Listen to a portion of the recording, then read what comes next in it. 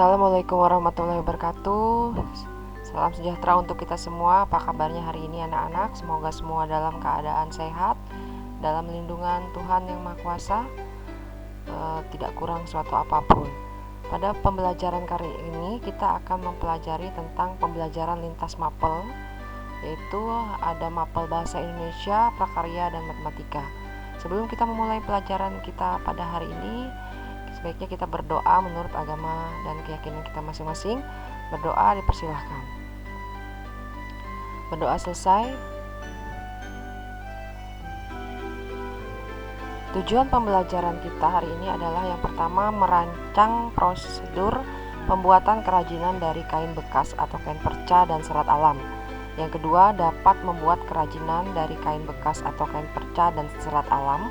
Dan yang ketiga, dapat melakukan operasi hitung campuran pada bilangan bulat atau bilangan pecahan dalam pembuatan kerajinan dari kain bekas atau kain perca dan serat alam. Pertama kita akan bahas adalah mengenai teks prosedur, karena nanti kaitannya dengan pembuatan kerajinan kain perca dan serat alam. Ini ya, teks prosedur adalah teks yang berisi langkah-langkah yang harus ditempuh untuk mencapai tujuan yang diinginkan, dan terdapat penjelasan atau keterangan dalam langkah tersebut.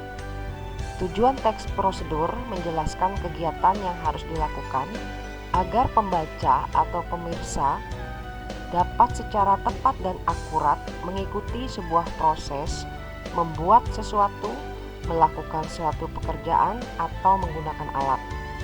Nah, ini adalah struktur dari teks prosedur. Jadi di dalam teks prosedur itu kita memuat ada tujuan, kemudian ada bahan atau alat, ketiga ada langkah-langkahnya, dan yang keempat ada kesimpulan atau penutup.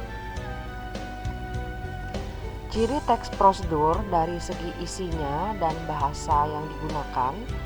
Ciri teks prosedur dari segi isinya ada 3, yaitu panduan langkah-langkah yang harus dilakukan. Kemudian yang kedua, aturan atau batasan dalam hal bahan atau kegiatan dalam melakukan kegiatan.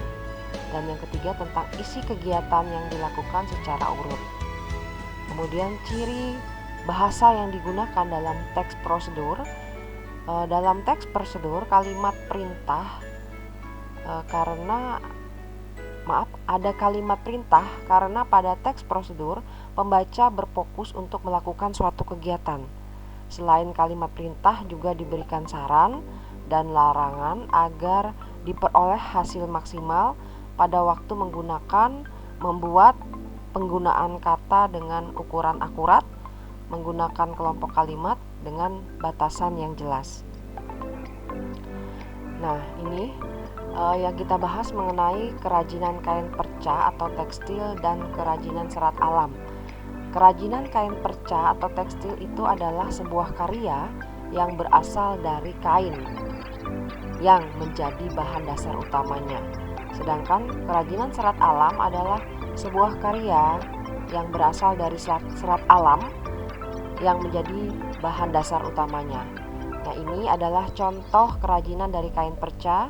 Ada masker, kemudian ini ada keset kaki, ada dompet, kemudian ada tas, ada bantalan kursi, ada bunga-bunga, ini dari kain perca.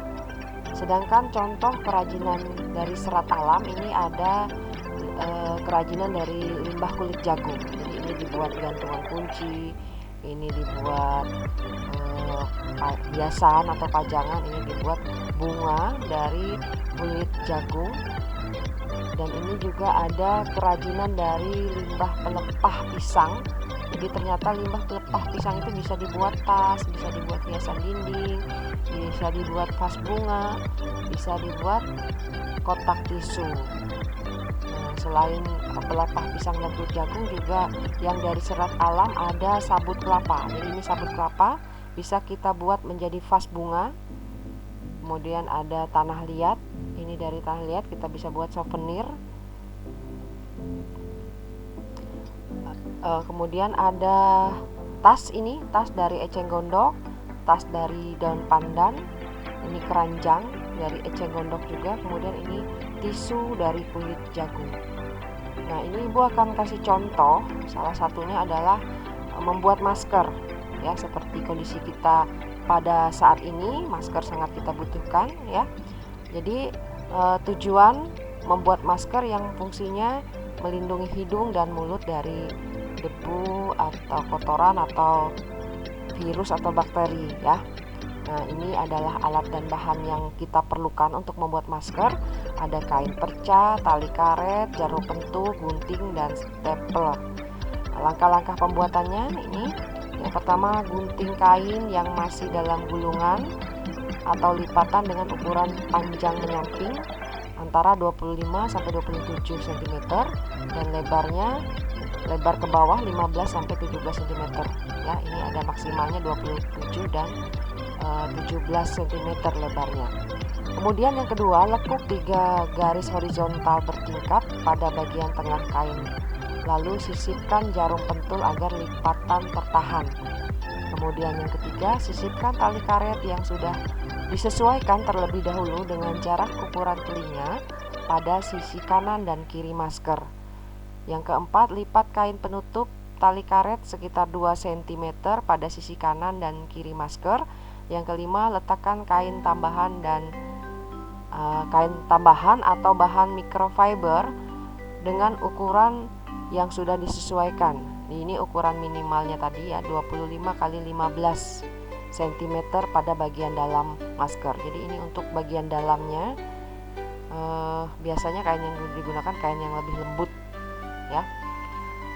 Kemudian yang keenam, stapler bagian atas, bawah dan tengah dan sisi bawah sisi masker agar bahan utama kain perca, bahan kain pelapis dan tali karet menyatu. Kemudian yang ketujuh, kamu bisa juga mengikat tali karet untuk menyesuaikan jarak tali ke telinga. Yang kedelapan, lepaskan jarum pentul dan cek kembali lipatan masker supaya menyesuaikan penutupan wajah dari hidung dan hingga dagu. Dan terakhir, yang kesembilan, jika sudah selesai maka masker siap untuk kita gunakan. Nah, itu tadi ya cara membuat masker. Kemudian kaitannya dengan pembelajaran kita matematika, kita sudah mempelajari tentang operasi hitung campuran pada bilangan bulat dan pecahan. Nah, ini jika kita memperhatikan cara membuat masker tadi, dapatkah kalian menghitung banyak kain yang diperlukan untuk membuat satu lusin masker? Jadi langkah-langkah tadi untuk satu masker saja. Bagaimana kalau kita membuat satu lusin masker? Jadi kita bisa menghitungnya ya dengan menggunakan operasi hitung campuran pada bilangan bulat. Untuk yang ini pada bilangan bulat ya. Nah, jadi satu masker tadi memerlukan kain panjangnya 27 cm dan lebarnya 17 cm. Ini ukuran maksimal tadi ya. Kemudian kita hitung. Jadi satu masker itu kita perlu kain 459 cm kuadrat. Nah, jadi kalau satu lusin 12 masker, kita tinggal mengalikannya saja. 12 dikali 459 hasilnya adalah 5.508 cm atau sekitar 0,5508 meter kuadrat, kurang lebih setengah meter ya. Nah, ini contoh cara membuat kerajinan kotak pensil dari pelepah pisang ya. Bisa kalian pelajari. Ini bahan-bahannya ada 1 lembar pelepah pisang, 1 kardus, lem, biji-bijian, gunting, pisau, dan setrika ya. Silahkan diamati.